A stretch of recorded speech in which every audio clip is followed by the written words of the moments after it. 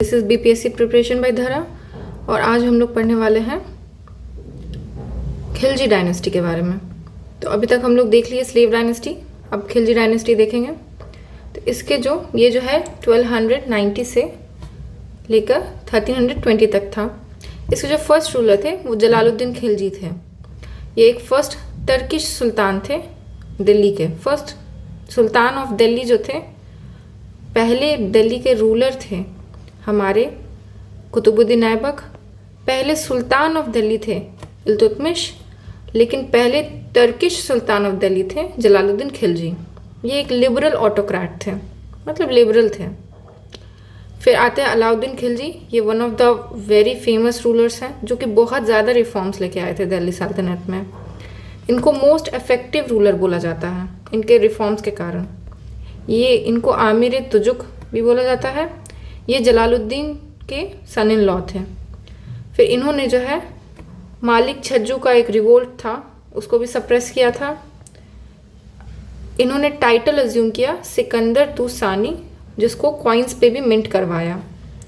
जाफर खान जो है वो इनके समय के बेस्ट एंड करेजियस कमांडर थे जो कि मंगोल्स से लड़ते हुए मारे गए थे। अभी तक हम लोग देख रहे थे कि मंगोल्स का रात से किसी तरह बच रहे थे, लेकिन यहाँ पर मंगोल का अटैक हो रहा है और जफ़र खान ने मंगोल्स को 30 माइल पीछे वापस धकेल दिया था, मतलब वो पीछे कर दिया था। अब इन्होंने ब्रांडिंग सिस्टम इंट्रोड्यूस किया था जिसमें हॉर्सेस को दाग दिया जाता था पहचान के लिए, दाग और हुलिया सिस्टम। तो यहाँ पे दाग है जो कि हॉर्सेस को दिया जाता है और आगे हम लोग देखेंगे हुलिया जो है वो सोल्जर्स के लिए था। फिर पद्मिनी एक बहुत ही फेमस रानी थी जिनके ऊपर एक मूवी भी बना था। तो ये जो पद्मावत और पद्मिनी का जो है ये इन्हीं के समय के हैं, अलाउद्दीन खिलजी के ही समय का कहानी चल रहा है। जैसे पद्मिनी जो है उन्होंने जौहर अटेम्प्ट किया था जब अलाउद्दीन खिलजी ने चित्तौड़ को इन्वेड किया। पद्मावत जो है वो लिखा गया था बाई मालिक मोहम्मद जयासी और पद्मावत में ही ये सब मेंशन्ड है, चित्तौड़ में इन्वेजन और पद्मिनी का जौहर। फिर 4 ऑर्डिनेंसेस पास किए थे ताकि नोबल्स जो प्रॉब्लम क्रिएट कर रहे थे उसको अवॉइड किया जा सके। तो पहला ऑर्डिनेंस ये था कि जो भी लैंड और गिफ्ट रिसीव हो रहा है डोनेशन में वो इलीगल डिक्लेयर कर दिया जाए। इंटेलिजेंस और स्पाई डिपार्टमेंट सेटअप किया गया।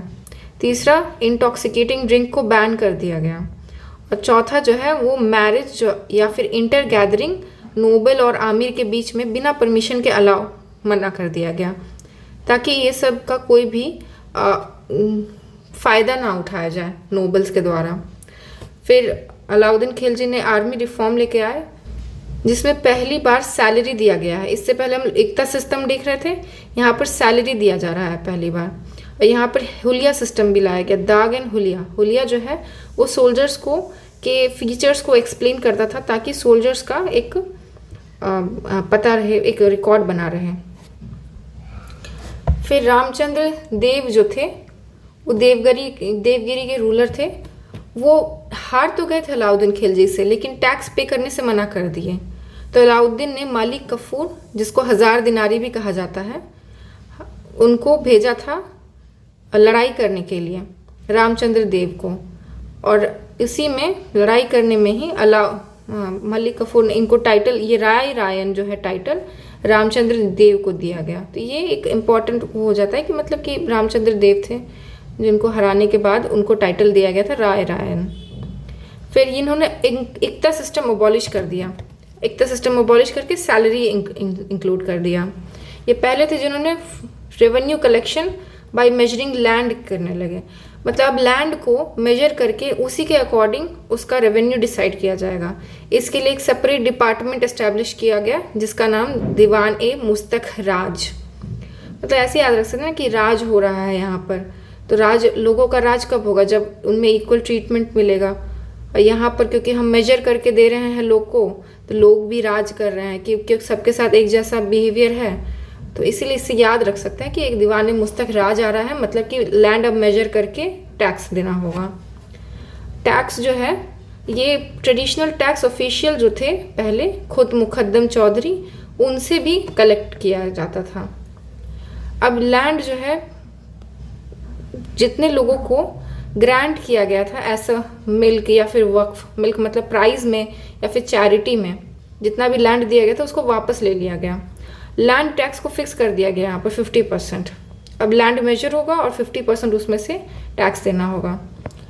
यहाँ पर फिर से मार्केट और प्राइस कंट्रोल पॉलिसी लाया गया, जिसके कंट्रोल करने के लिए दीवान ए रियासत या शाह ए मंडी। अब मंडी से हम लोग समझ सकते हैं कि मार्केट के बारे में बात हो रहा है, और रियासत कब चलता है, जब वहाँ पर एक कंट्रोल में सब कुछ चले। यहाँ पर अगर प्राइस कंट्रोल होगा तभी रियासत चल सकता है। तो इसलिए जब भी रियासत और मंडी आ गया मतलब कि प्राइस कंट्रोल पॉलिसी के बारे में बात हो रहा है, मार्केट से रिलेटेड है। बरानी जो कि एक राइटर थे, उन्होंने कहा है कि क्योंकि मंगोल्स का अटैक हो रहा था इनके समय में, तो इनको लार्ज आर्मी को कंट्रोल करने का ज़रूरत था। तो इसीलिए ये जो है ये मार्केट कंट्रोल और प्राइस कंट्रोल पॉलिसी लेके आए, ताकि जितना ज़रूरत है उतना टैक्सेस कलेक्ट हो सके और मंगोल्स को काउंटर किया जा सके। फिर इन्होंने public distribution system period system introduce किया था। अलाउद्दीन खिलजी ने गुजरात को भी अटैक किया था और फर्स्ट इंडियन वुमेन को पहली बार किसी दिल्ली सल्तनत के रूलर ने एक इंडियन वुमेन से शादी किया था। मालिक जानी जो है, मानी नहीं मालिक, हाँ मालिक मानी जो है उनको 1000 दिनार से खरीदा गया था और इसीलिए इनको मालिक कफूर या 1000 दिनारी भी कहा जाता है। और यही जो है लेटर पीरियड में जाके स्लो पॉइजन दिए थे अलाउद्दीन खिलजी को, जिसके कारण उनका बाद में डेथ भी हो जाता है। इनके समय में कुछ राइटर्स थे और सिंगर्स, जैसे आमिर खुसरो थे जिनको तोताई हिंद भी कहा जाता। ये सितार इंट्रोड्यूस किए थे इंडिया में और ये 10 सुल्तान के रेन में रिसाइड किए थे। फिर हौज कहास बिल्ट किए अलाउद्दीन खिलजी, अलाई दरवाज़ा, चार मीनार, जमायत खाना, एंट्रेंस टू कुतुब मीनार का एंट्रेंस जो वो ये बनवाए, और पैलेस ऑफ 1000 पिलर्स, ये सारा चीज़ जो है अलाउद्दीन खिलजी बनवाए थे। फिर 2 टैक्स इंक्लूड किए, हाउस टैक्स और ग्रेजिंग टैक्स, जिसको घरी और चराई बोलते हैं। फिर इनका जो कैपिटल सिटी था वो सीरी था। फिर रावी रिवर जो है वो बाउंड्री हो गया मंगोल से, जब मंगोल्स अटैक किए और cease fire kind of situation हुआ तो रिवर रावी को बाउंड्री माना गया। अब एस्टैब्लिश किए रिलीजन के ऊपर कंट्रोल, स्टेट जो है वो कंट्रोल करने लगा रिलीजियस एक्टिविटीज़ को भी इनके समय में। अब अलाउद्दीन खिलजी के बाद मुबारक खिलजी आए जो कि अपने आप को खलीफा कर दिए। तो अगर कोई पूछता है कि खलीफा कौन अपने आप को बोलने लगा, तो ये मुबारक खिलजी थे जो कि अथॉरिटी ऑफ खलीफा को रिजेक्ट कर दिए और खुद को खलीफा बोलने लगे।